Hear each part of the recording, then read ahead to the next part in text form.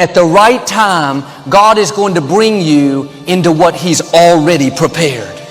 God is not preparing the blessing for you. He's preparing you for the blessing. The promised land was already in place. He had to get the Israelites prepared. Favor is already in your future. There are blessings that already have your name on them. The right people, divine connections already lined up. You keep passing the test in the silent seasons. You keep getting prepared, and you're going to come in to more than you can ask or think. God loves you right where you at. All of you, you're in the process right now.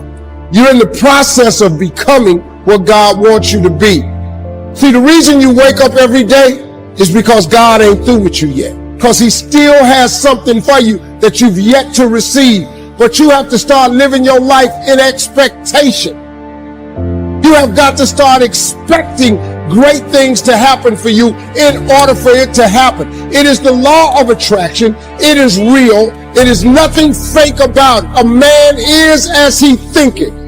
If you live your life in expectations, that's what happens to you. If you live your life in despair, that's what happens to you. If you say all men are dogs, you're going to meet every last one of them. I'll never be rich. You won't. You won't. Now, my approach to my better future very early on in my career was to just go through the day with my fingers crossed. I sure hope things will change for the better. Then here's what I found out. They're not going to change. When you change, when you get better, it'll get better. Don't put it on someone else. If you're going to really have an incredible life, you need to add a step. After acceptance is you must create anew. That's what this whole program's about. It's a new world. It's not just a new year. It's a new world that's going to require a new you and me.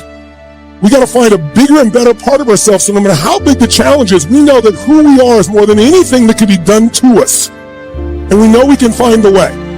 But that means you got to create anew. And so in order to create anew, you got to let go of what was. And I just want all of you to know, I don't believe in this term new normal.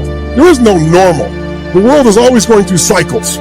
And we're in the middle of winter, but people, when things are going well, people think it's going to be great forever. And it never is. Life is cyclical. It's seasonal, right? So if you have springtime and then you got summer, hot summer, spring's great, it's growing, hot summer, you kind of get tested, then the fall you reap, and then you go to winter. Like what always follows winter? Springtime. Some people can't handle your success. They were fine as long as you were at their level, as long as you were single like them, as long as you lived in their neighborhood. You have to be okay with them not being okay with you. Your time is too valuable to worry about what people think about you. You don't need everyone to celebrate you. You don't need all your coworkers, all your relatives to cheer you on. If you become too dependent on people, then if they don't meet your expectations, if they don't approve you, you'll spend your time trying to get their approval. Don't look to people, look to God. They don't print opportunities. You can lose money and get it back. You can't get time back. You can't get experiences back. Average people focus on money. The greats focus on time. Because I can't get my time back. Some stuff takes time. Greatness takes time. It takes time. You got to be prepared to get 1,000 no's to get one yes. The thing you need to win is resilience. You can't just keep trying different stuff, because you can never say something didn't work when you didn't have try. Be resilient. Stick it out. Winter, spring, summer, fall. Resilient. Some people have never thrown their whole self at nothing. Not at school, not at work. You've had one foot in and one foot out of every dream all of your life, and you've never seen what you could be if you ever really connected and threw everything. Come on. You want to live your life from now on with courage. Courage is the willingness to do what it is you need to do in spite of the fear. Most people in a fearful situation, they forget everything and run, but there are few that they face everything and rise. You're here to do something. You've got to live life like you mean it. When you live like a warrior, you honor your commitment. But you don't want to be reckless. You don't want to die for a job. You have other options. Don't be limited in your thinking. I want you to have the mindset that you're going to work on yourself. I want you to have the mindset that you're going to live an expanded vision of yourself. When you get up in the morning, decide to live a courageous life. This life is to be lived. Life is for living, for being productive. As you don't surrender, as long as you don't give up, then you haven't failed.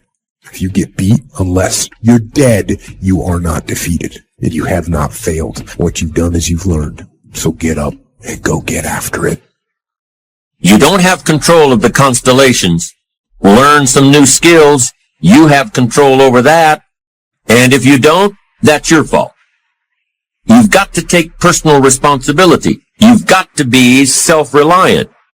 Nobody else can change your life, alter your ambitions, pave a golden road for you. It's up to you. Be responsible for yourself. Learn to reap the harvest without complaint. Take full responsibility for everything you do. Be responsible to yourself. It's your crop.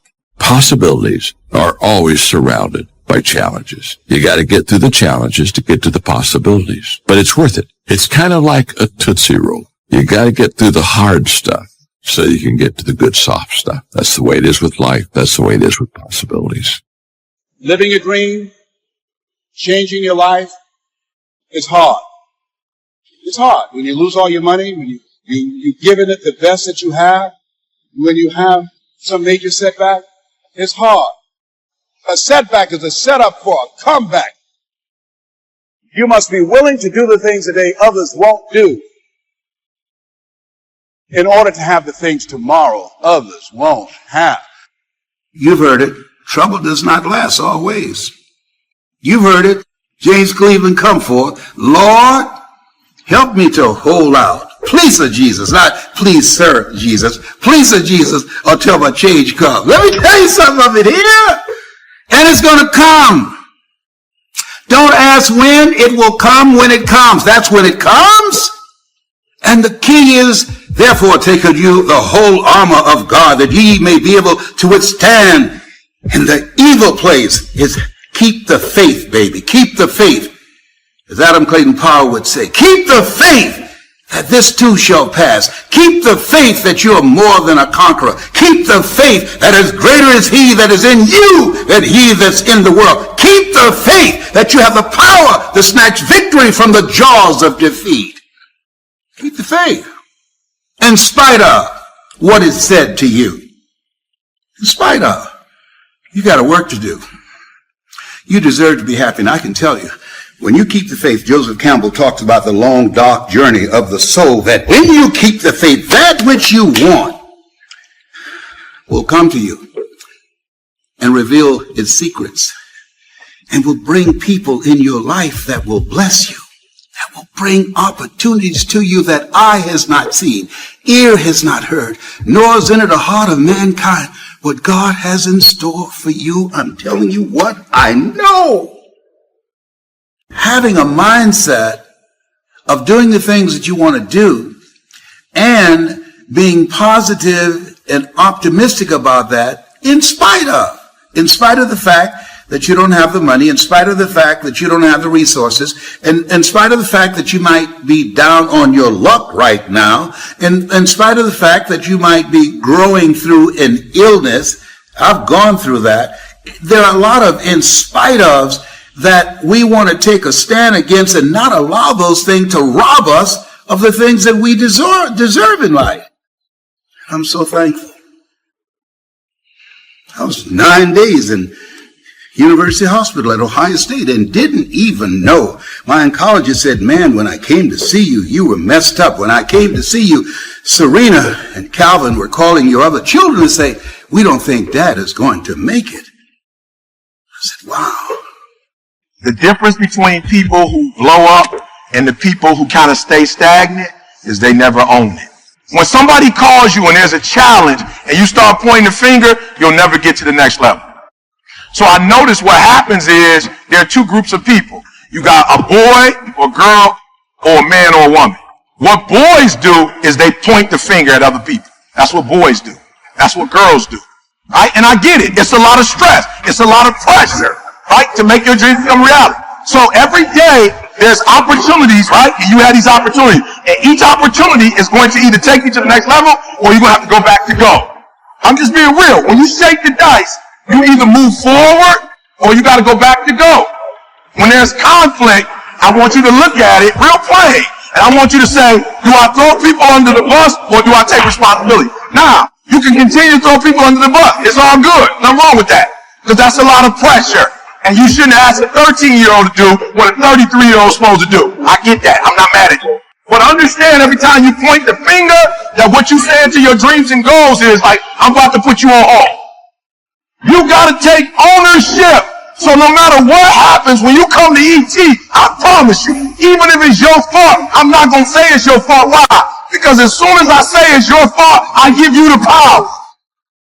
You got the juice. As soon as I say, well, you didn't come to school and you have the power. As much as it hurts and it's embarrassing to say, yo, it's on me. Guess what? I got all the juice then. The minute you start pointing the finger, you lose power immediately. As soon as you start saying it's somebody else's fault, what you do is say, I'm a child and I need somebody grown to handle this. That's what you say. When you say he did it and she did it, you're saying, I'm 10 years old, I need mama to come in. I need daddy to come in and fix this. It's too much for me. I'll take full responsibility and I'll do whatever it takes. I'll take ownership. I'll get up. I'll stay late. But now own it. What are you not owning? Write it down right now. I'm not playing. What are you not owning? Like, what's yours? Now, we're not talking about something somebody else wants you to own. What is yours that you're not owning? And that's why you point the finger, because you don't like how the pain feels. That's why you say he did it and she did it. That's why you give the power away, because it hurt too bad to say, I did it, I take ownership. It was my fault. That's why you point the finger. You ain't ready for the pain. Mistakes are going to happen. Make 1,000,000 mistakes. Just quit wasting your energy making the same mistakes. You have to make a decision that I will learn from this thing. I've resolved in my spirit, in my heart, that every experience is my education. Experiences is education. So the good experiences and the bad experiences, I'm going to learn from that, and I'm going to discover the opportunity for me to grow and for me to get better. I'm telling you, I've already made up my mind that I know I will fall down. I know that I will stumble, but I already see myself getting back up. Therefore, I'm never down. I'm either up or getting back up. Can I get a witness who's decided I'm going to learn? You're going to learn today. You got to be hungry. People that are hungry are unstoppable. People that are hungry, no excuse is acceptable. Stay hungry. Make no your vitamin. Most people are so negative they have to say no 7 times before they say yes. You can do this. You can make this happen. You can hit a home run. It's a done deal.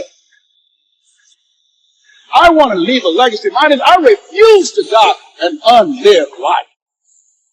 You got to increase your energy in order to live your dream. You can't be casual about your dream. If you're casual about your dream, you'll end up a casualty.